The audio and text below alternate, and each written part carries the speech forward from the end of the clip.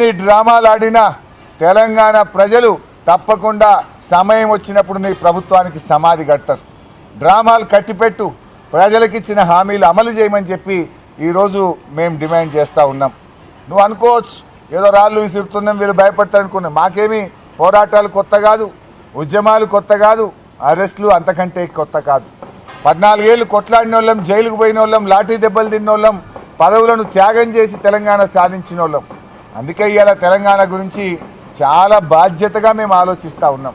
సరే, నువ్వు మొన్న ఖమ్మంలో రాళ్లతో కొట్టియచ్చు, నిన్న హైదరాబాద్లో కౌశిక్ రెడ్డి ఇంటి మీద రాళ్లతో కొట్టించవచ్చు.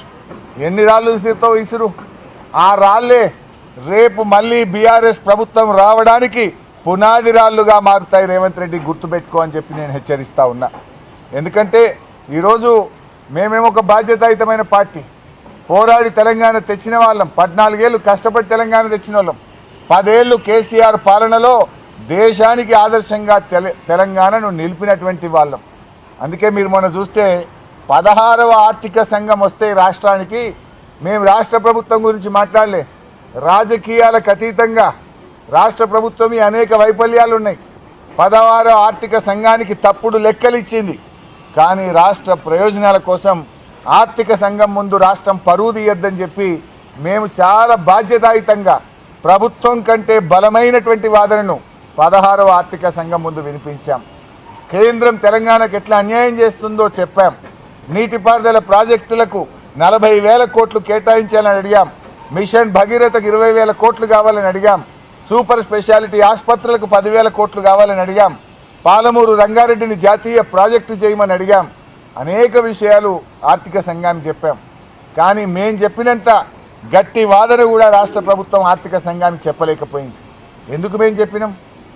నిజంగా మాకు రాజకీయమే ముఖ్యం అనుకుంటే రేవంత్ రెడ్డి ప్రభుత్వాన్ని తప్పుపడదాం. కానీ రాష్ట్రం ముఖ్యం అనుకున్నాం, ప్రజలు ముఖ్యం అనుకున్నాం. కనుక ప్రభుత్వం కంటే బలమైన వాదన 16వ ఆర్థిక సంఘం ముందు మేము వినిపించాం. అది మాకు తెలంగాణ ప్రజలతో ఉన్నటువంటి పేగుబంధం. మాది మీరు ఎన్ని గృహ నిర్బంధాలు చేసినా మా సంకల్పాన్ని మీరు నీరుగార్చలేరు, మా సంకల్పాన్ని దృష్టి మరల్చలేరు అనేటువంటి విషయాన్ని కూడా రేవంత్ రెడ్డి గారి ప్రభుత్వానికి ఆయనకు చెప్పదలుచుకున్నాం. ముఖ్యంగా ఈరోజు అనేక విషయాలు మనం గమనిస్తూ ఉన్నాం.